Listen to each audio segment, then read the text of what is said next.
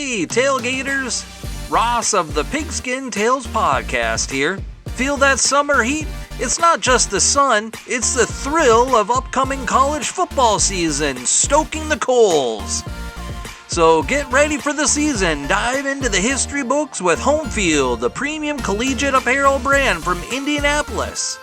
Homefield crafts incredibly comfortable gear designed with iconic vintage nods over 150 colleges. A library of history right on your chest. Homefield is the Indiana Jones of collegiate apparel, uncovering hidden gems from school archives. Unique mascots, logos, and even unforgettable moments frozen in time. Visit homefieldapparel.com and shop the archives. Homefield Apparel, where comfort, nostalgia, and the spirit of college football history unite. Again, that's homefieldapparel.com. Some of the most interesting stories in the history of sports are the origins of things. You know, the origins of school teams and programs and sports. But the nicknames of college athletic teams, that's pretty interesting too. And today we're going to explore 3 of these unique names and how they came about. Coming up in just a moment. This is the Pigskin Daily History Dispatch, a podcast that covers the anniversaries of American football events throughout history on a day-to-day basis. Your host, Darren Hayes, is podcasting from America's North Shore to bring you the memories of the gridiron, one day at a time. So as we come out of the tunnel of the Sports History Network, let's take the field and go no huddle through the portal of positive gridiron history with pigskindispatch.com. This podcast is part of the Sports History Network, your headquarters for the yesteryear of your favorite sport. You can learn more at sportshistorynetwork.com. Hello, my football friends. This is Darren Hayes of PigskinDispatch.com. Welcome once again to the Pig Pen, your portal to positive football history, and welcome to another edition as we try to go back into some college football and look at some of these nicknames that have some unique identities and some really great stories for origins. We're going to cover 3 schools for tonight, but before we do, let's make sure you are aware of our social media presence. We are on Twitter at Pigskin Dispatch. Facebook, we have the Pigskin Dispatch page, and you can always get a hold of us on our email, pigskindispatch@gmail.com, and we'd love to hear from you and get that feedback. Now, we're going to start off with a very unique name. Not many teams have this, and as a matter of fact, I can think of only one college team that has this, and that's the name of Lafayette. Now, Lafayette is known as the Lafayette Leopards, and the name was first used on campus, according to some sources, that Lafayette sports editor George Parkman referred to the team as the Leopards on October 7th, 1927. Now, Parkman had noticed that other teams and schools coming in that Lafayette was competing against had, mascots with animal names. And that sounds like a pretty cool thing, when you're playing, Penn State Nittany Lions and the Pitt Panthers and, some of these great teams like that have these powerful names to them. So they said, hey, we need a cat name too. We're in Pennsylvania and, like some of these other schools, and we want to have a name so the Leopards sort of fit right in. The L in Lafayette, the Leopards, it sort of rolls off the lips, sounds so natural and good. So the nickname was decided and adopted by Lafayette, and that's what they chose to have. Now, another unique name that really sounds kind of odd is the Youngstown State nickname, who are called the Penguins. Now, Youngstown, it can get cold there in the wintertime, but it's not the coldest place in the world. It's not like, North Dakota or the upper peninsula of Michigan or anything like that, or a team in Alaska. Youngstown is named the Penguins because of a remark of an opposing basketball coach upon a time back in the day.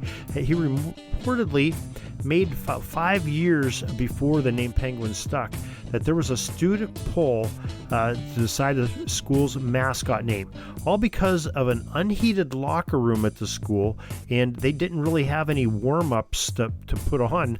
there. So it's Youngstown State's basketball team. They had to keep warm. They had to move around and wave their arms. And when they came out on the floor, it sort of looked like a whole herd of penguins. I don't know if herd is the right word. A flock of penguins, I guess is a better term, coming out on the floor because they're waving their arms just to stay warm and not get hypothermia from the locker room until they came out in the gym. So that's how penguins stuck, and it, of course, was adopted by the school, shared with all of the sports athletic teams and the penguins. So very interesting. Now, one is probably one of the most unique names in college football is Virginia Tech being the Hokies.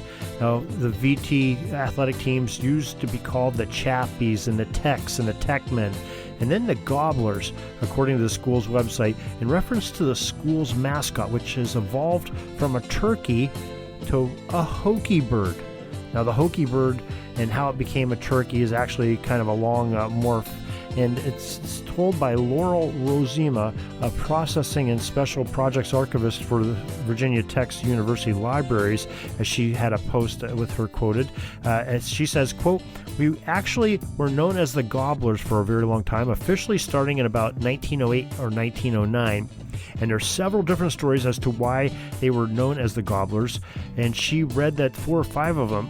But the most commonly repeated one is that the student athletes were really voracious eaters, and they would just gobble up their food just so they could start becoming known as the Gobblers. Now, unofficially, on about 1912, the official term for the team was changed to the Hokie Birds, and eventually the Hokies it was shortened to, and that's what they're known as now. And boy, what a unique name. When you say Hokie, you know you're talking about VTU and the great programs there. So that's just 3 interesting origin stories of nicknames for college football. They're also the basketball, baseball, and all the other sports of the team. And just something we wanted to share with you. Found it fascinating. Hope you did too. Thank you for joining in this history of football, and we hope to join you again next time as we come out. And you can find out every time we have a new episode dropping by joining our newsletter. It comes out each and every morning, or by subscribing on your favorite podcast provider and saving a spot. They'll let you know as well. So until next time, everybody, have a great Sports History Day. That's all the football history we have today, folks. Join us back tomorrow for more of your football history. We invite you to check out our website, pigskindispatch.com, not only to see the daily football history, but to experience positive football with our many articles on the good people of the game, as well as our own football comic strip, Cleat Marks Comics. Pigskindispatch.com is also on social media outlets, Facebook, Twitter, Instagram, and don't forget the Pigskin Dispatch YouTube channel to get all of your positive football news and history. Special thanks to the talents of Mike and Gene Monroe, as well as Jason Neff for letting us use their music during our podcast. This podcast is part of the Sports History Network, your headquarters for the yesteryear of your favorite sport. You can learn more at sportshistorynetwork.com.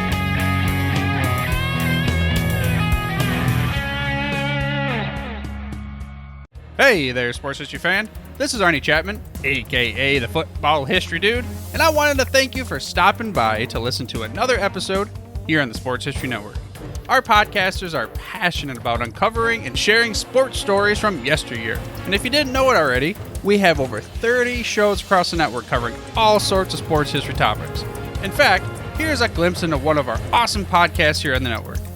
Each week, the official Football Learning Academy podcast will take you deep into the history of pro football through interviews with players, coaches, or administrators in the NFL, as well as interviews with Pro Football Hall of Fame selectors, authors, and historians. You'll learn how the game evolved and important moments that shaped the sport into what it is today. And don't miss the Pro Football History Nugget of the Week. Listen to the official Football Learning Academy podcast on the Sports History Network. How about that? I bet you're super hyped to go listen to that new podcast, right?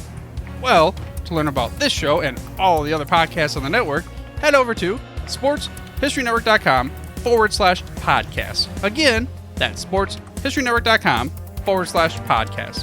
Head over there today to find your next favorite sports history podcast.